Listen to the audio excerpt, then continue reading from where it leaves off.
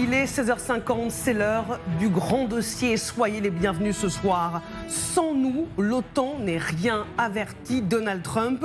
Pour assurer sa défense, l'Europe doit donc s'émanciper des États-Unis alors qu'elle achète 60% de ses armes outre-Atlantique. Le réarmement est urgent. La chef de la diplomatie européenne, Kaja Kallas, estime que la Russie pourrait tester la capacité de l'Union européenne à se défendre d'ici 3 à 5 ans. Autrement dit, demain, un conflit potentiel sur le sol européen. Nous en sommes là. L'opinion publique européenne s'inquiète. Une majorité considère désormais que le président américain Trump est un ennemi de l'Europe. Europe, 5 ans pour préparer la guerre. C'est le thème du grand dossier ce soir. Écoutez l'avertissement du président américain. L'OTAN est une alliance solide, mais qui doit bien nous traiter, car sans nous, l'OTAN n'est rien.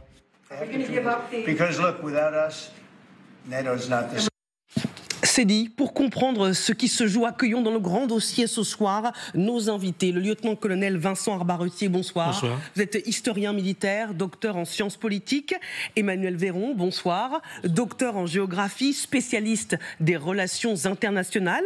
Elisabeth Shepard-Selam, bonsoir. Bonsoir, Marie. Maîtresse de conférences, directrice du programme politique et relations internationales à l'Université de Tours et spécialiste des questions de défense et de sécurité. Yves Doutrio, bonsoir. Ex-ambassadeur de France à l'OSCE et représentant permanent adjoint de la France à l'ONU. Et Anastasia Kirilenko, bonsoir. Vous êtes journaliste d'enquête indépendante, co-réalisatrice du documentaire Poutine le parrain. Face à Donald Trump, nous, Européens, sommes à un moment de bascule de notre histoire crucial pour la sécurité de l'Europe qui doit être indépendante et se réarmer d'ici 5 ans. Écoutons Ursula von der Leyen. D'ici à 2030, l'Europe doit disposer d'une position de défense européenne forte.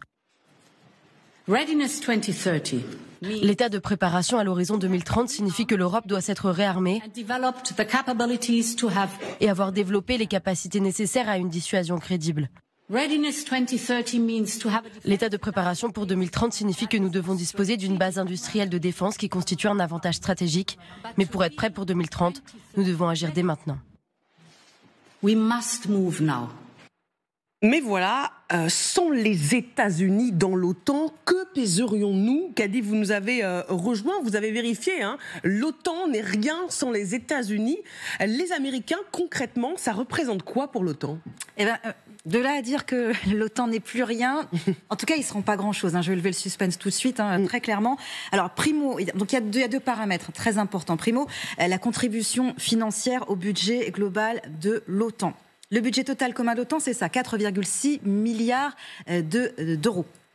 Sur les 32 pays contributeurs, vous allez regarder les données qui parlent d'elles-mêmes, hein. Vous allez voir, les États-Unis et l'Allemagne ex-aequo à 15,8% de leur part d'investissement, entre guillemets, dans leur part financière investie dans l'OTAN. Une contribution donc qui représente 730 millions d'euros pour 2025 pour les États-Unis. Sachez quand même que c'était 22% pour les États-Unis avant qu'un certain Donald Trump accède à la Maison-Blanche. En 2019, par exemple, c'était 22%. Ils sont passés ensuite à 16% sous l'administration Trump. Vous voyez, troisième, le Royaume-Uni à 10,9%. Quatrième, la France, 10,1%. Et puis le Canada, notamment, qu'on voit à 4,5%. Je vous avais dit, primo, la contribution financière directe. Secondo, eh bien, ce sont les dépenses militaires globales. Et là, pas de secret non plus, regardez. L'an dernier, les dépenses de défense américaines s'élevaient à 976 milliards de dollars. C'est environ 3,5% du PIB américain. Ça, ce sont les chiffres de l'OTAN. Et ça représente, écoutez-moi bien, 70% des dépenses de défense totales des 32 pays membres de l'OTAN. Les États-Unis fournissent aussi une capacité militaire importante avec 100 000 hommes déployés sur le sol européen. Et puis un autre chiffre, une autre donnée pour le symbole. Sachez que depuis Dwight Eisenhower, tous les commandants suprêmes des forces alliées en Europe, eh bien, ce sont toujours des généraux américains. Merci beaucoup, Kadi. Est-ce qu'on peut revoir avec vous, colonel, justement votre infographie qui montre que, en fait, comparé aux dépenses militaires allemandes, finalement, l'implication de Berlin dans l'OTAN, elle est quand même très importante. Est-ce que nous pouvons faire le poids sans Washington ? Alors, tout d'abord, l'OTAN, c'est une alliance intégrée qui est centrée autour des États-Unis, autour de l'armée américaine, puisque d'emblée, dès 1949, les premiers pays de l'OTAN, l'Allemagne n'avait pas d'armée à l'époque, c'était le Canada, la France, la Grande-Bretagne, enfin le Royaume-Uni, les Benelux et les États-Unis. Et puis ensuite, progressivement, l'OTAN s'est étendue en territoire et en nombre d'armées.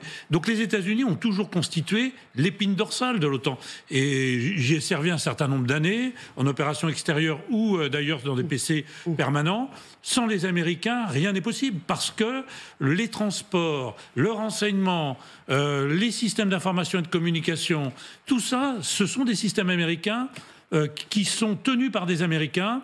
Et bien généralement, pourquoi d'ailleurs les généraux des grands commandements sont souvent des Américains, notamment Naples par exemple, que je connais bien, parce que cet amiral commandant le PC de l'OTAN à Naples est en même temps le commandant de la 6e flotte américaine. Donc ils ont double casquette, double état-major. Et finalement, j'ai toujours eu un peu l'impression, subjective certes, c'est qu'en fait l'OTAN était la vitrine des opérations américaines ou de l'influence américaine en Europe. Est-ce qu'elle était faite pour faire la guerre ? Certainement pendant la guerre froide. Après, ça se discute, pour faire des opérations, bien sûr, mais la guerre telle qu'on la craint aujourd'hui à haute intensité, certainement pas. Donc en fait, ce que vont devoir faire les Européens, c'est créer ce qu'on appelait pendant un certain temps le pilier européen de l'OTAN. Non, c'est plus que ça, c'est une défense européenne. Elisabeth, rien n'est possible concrètement sur le terrain militaire sans les Américains ? Non, mais ils l'ont fait exprès. Enfin, il faut le dire, et je rejoins le lieutenant-colonel.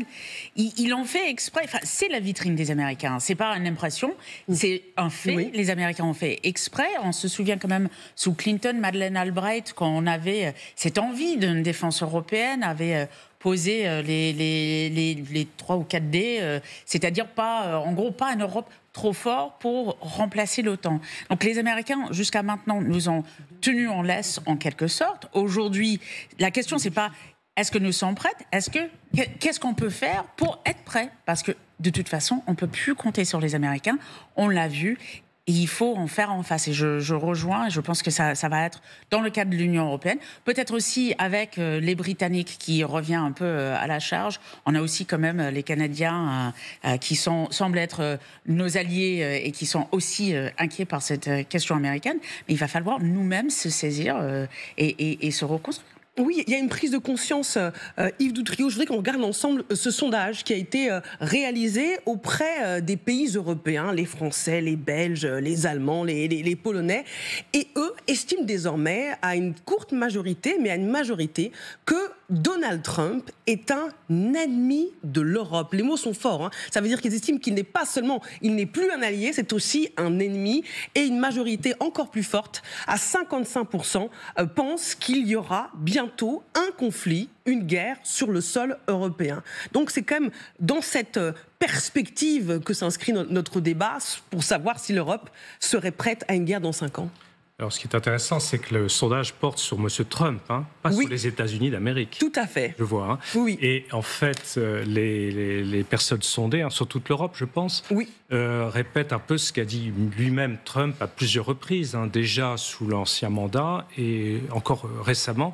En gros, que les Européens, l'Union européenne avait été créée pour ennuyer l'Amérique, et il avait dit il y a 4-5 ans, et il a dû être répété, que finalement, il comptait parmi ses ennemis la Chine, la Russie, mais aussi les Européens. Donc en fait, c'est la réponse du berger à la bergère. Ce qui frappe aussi beaucoup les Européens, je crois, c'est ces histoires de droits de douane, les vins, les spiritueux, un peu partout en Italie, en Espagne. Enfin, ça commence à pas mal choquer, je pense. Alors simplement, je voulais revenir une seconde seconde sur les chiffres. Ils ne sont pas vraiment significatifs, tous ces chiffres, parce que bon, le pourcentage au budget de l'OTAN des États-Unis, c'est ridicule. Enfin, 15%, l'Allemagne fait presque autant. Donc en fait, les Européens contribuent. Mais ce n'est qu'un tout petit budget, 4,6 milliards. C'est pas ça vraiment le budget de défense. Alors il faudrait comparer effectivement les 900 milliards ou plus du budget américain. Et alors, vous n'avez pas donné ce chiffre, mais je crois que l'ensemble des budgets européens, y compris le Royaume-Uni, on doit arriver à quelque chose comme 400, 450 milliards de dollars ou d'euros, ce qui est quand même assez significatif. Le problème, c'est que c'est 26, 27, 28 armées différenciées, donc énormément de doublons, de double emploi et une faible efficacité. Mais si on fait vraiment une défense européenne, je ne parle pas d'une armée européenne, mais une défense européenne avec une bonne coordination, et ça c'est le livre blanc de Ursula von der Leyen qui a été présenté au Conseil européen cette semaine, et bien d'autres documents antérieurs sur lesquels les Européens, peut-être aussi avec les Britanniques, doivent essayer de s'associer pour avoir une base d'industrie d'armement commune, des achats communs, et une capacité à produire ensemble de manière autonome par rapport aux États-Unis. Mais ça, évidemment, ça demande des années, alors peut-être 5 ans. Je voyais réagir, Elisabeth. Je pense que... Ça demande quelques années, ça demande aussi de la volonté politique. Et une des problèmes quand on a 26 pays, et j'imagine que vous avez dit 26 pour mettre de côté un certain pays, il faut même dans ces 26... Viktor Orban, c'est à lui que vous pensez ? Peut-être, justement. Mais même si on exclut la Hongrie, on est quand même... Enfin, moi, je pense à la Slovaquie aussi. Je pense à un certain nombre de pays qui veulent... Peut-être, moi, je pense aux Pays-Bas qui vont peut-être pas vouloir se décrocher totalement des États-Unis parce que des pays de l'Est, notamment, sont très attachés à cette protection américaine. Donc, il va falloir convaincre tout le monde, peut-être pas de la menace, parce que je pense que tout le monde est plutôt convaincu, mais de créer cette pôle européen. Et ça aussi, ça va être un grand travail. Emmanuel Véron. Il y a un terme qui me... C'est l'histoire de défense européenne, et plutôt de glisser vers quelque chose de défense de l'Europe. C'est-à-dire que, si on regarde par exemple, et ça a été évoqué, vous l'avez évoqué, Ido Trio, sur le budget de défense des Britanniques. Les Britanniques ne sont pas dans l'Europe, au sens Union européenne, institution, Brexit. Donc ça, c'est un vrai sujet quand même, d'un point de vue... ressentiment, ou en tout cas perception du sujet des Britanniques et inversement des Européens qui sont encore en Union européenne, etc. Donc en fait, il y a probablement un effort à avoir sur défense européenne, certes, mais à envisager sur une logique de défense de l'Europe. C'est-à-dire de construire des mécanismes qui ne soient pas complètement séquents de l'Union européenne, qui est une machine avec beaucoup d'inertie, et qui, rappelons-le, historiquement, n'a pas été constituée ni créée dans une logique politique avec des exécutifs extrêmement forts, c'est-à-dire vraiment politiques, vraiment stratégiques ou géostratégiques, qui permettent d'avoir un outil militaire cohérent, parce que c'est bien ça dont on parle, un outil militaire cohérent, intégré, qui permet d'apporter des solutions et donc de créer de la sécurité, d'avoir un véritable outil sécuritaire à l'échelle de l'Europe. Donc probablement qu'il y a dans ces prochaines semaines, en parallèle de la logique d'industrialisation, de réindustrialisation de nos pays, de nos sociétés, de nos mentalités, de nos économies, etc., il y a un sujet à trouver de format de défense de l'Europe qui est partiellement séquent des institutions européennes et qui nécessitera des bonnes volontés exécutives à une échelle qui est réduite à 4, 5, 6 pays, pas plus. Pour commencer, c'est déjà bien. Oui. Si je peux me permettre juste, au moment du Brexit, du côté français, par exemple, on était très favorable à ce qu'il y ait un accord entre l'Union européenne et le Royaume-Uni sur les questions de sécurité et de défense, puisque France et Royaume-Uni ont énormément d'accords, Lancaster House, accord de Saint-Malo, depuis au moins 15 ans, et fabrication en commun, et même un truc important, mais on teste de manière électronique nos armes nucléaires avec un dispositif conjoint, puisque ces deux puissances sont dotées de l'arme nucléaire. Donc, rien n'empêcherait d'imaginer un accord entre l'Union européenne et le Royaume-Uni pour discuter des questions de défense, enfin discuter très concrètement d'ailleurs. D'ailleurs, le Royaume-Uni demande aussi un droit de tirage sur le prêt envisagé par Madame Ursula von der Leyen de 150 milliards.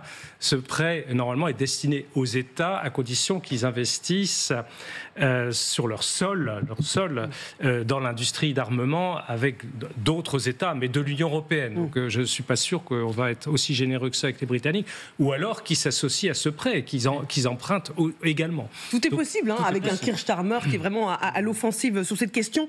Anastasia Kyrilenko, avant de vous entendre, on souligne que sur ce point, en tout cas en France, il y a un consensus sur la nécessité pour la France et pour l'Europe d'être autonome vis-à-vis des Américains. Écoutez Jordan Bardella. D'abord, il faut que les Français et nos dirigeants politiques prennent conscience que si on n'a pas une défense autonome qui permette à la France de demeurer un pays libre, alors on continuera à déléguer notre sécurité entre les mains de puissances extérieures. Depuis maintenant plusieurs années, nous défendons une défense nationale à minimum 3% du PIB. Et je crois que dans les différents efforts qui se mettent en place aujourd'hui dans les nations européennes, il y a un point très important, c'est de faire en sorte que ces investissements aillent vers des entreprises françaises et des entreprises européennes. On sait qu'une grande partie des efforts d'investissement qui ont été mis en place depuis le début de la guerre en Ukraine ont servi à alimenter des entreprises américaines.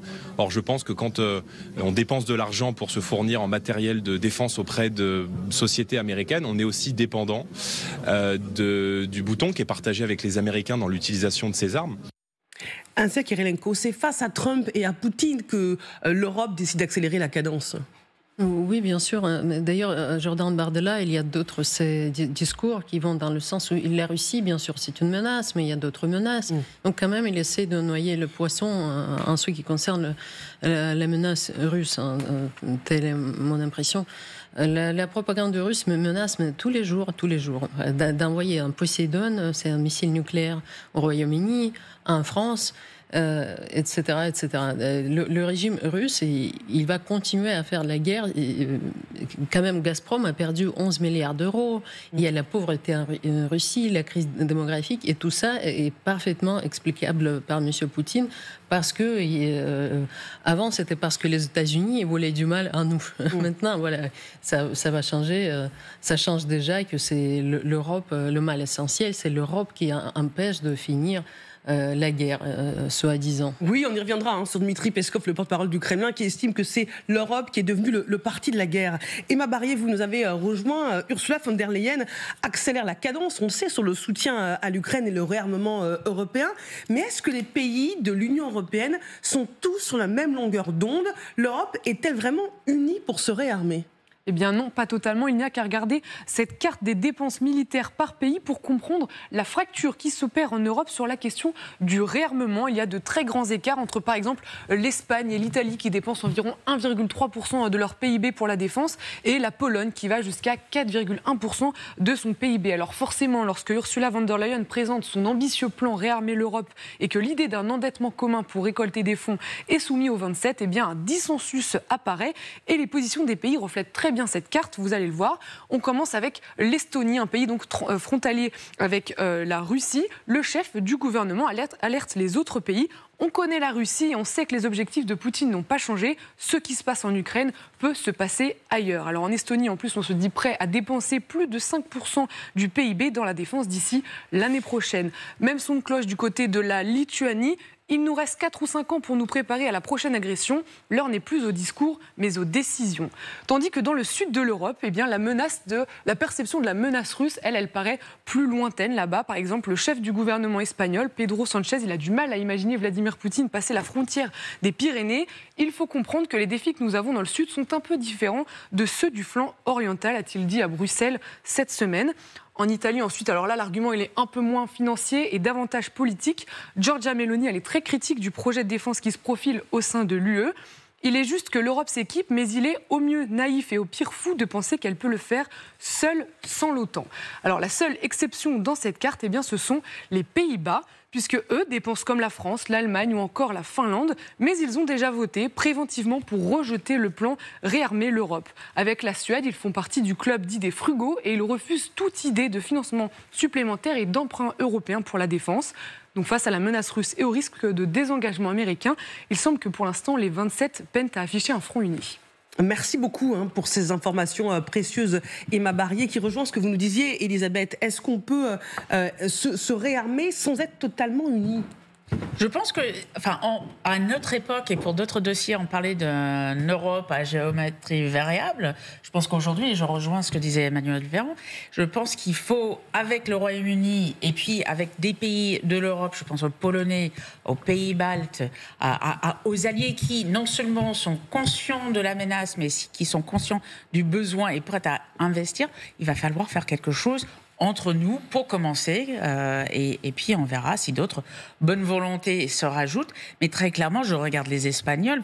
Moi, je passe beaucoup de temps dans les pays baltes. Les pays baltes, ils sont conscients, bien évidemment pour des raisons géographiques, mais c'est presque un dialogue du sourd avec, par exemple, les Espagnols. Du trio.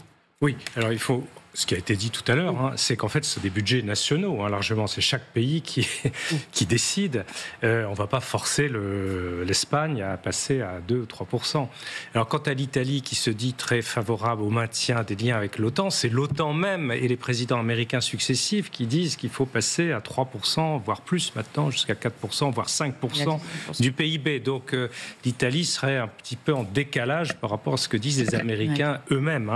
Alors, ce qui est intéressant, c'est que les fameux pays frugaux dont il a été question, ils se divisent finalement, parce que les pays frugaux, vous aviez effectivement les Pays-Bas traditionnellement, excusez-moi, un petit peu frugaux, pour ne pas dire radins, mais en même temps, vous aviez aussi parmi les pays frugaux, je me souviens, quand on en parlait pour le budget européen, vous aviez la Finlande et le Danemark. Or là, ils n'ont pas été cités, et autant le Danemark que la Finlande sont très favorables pour l'augmentation des budgets militaires nationaux.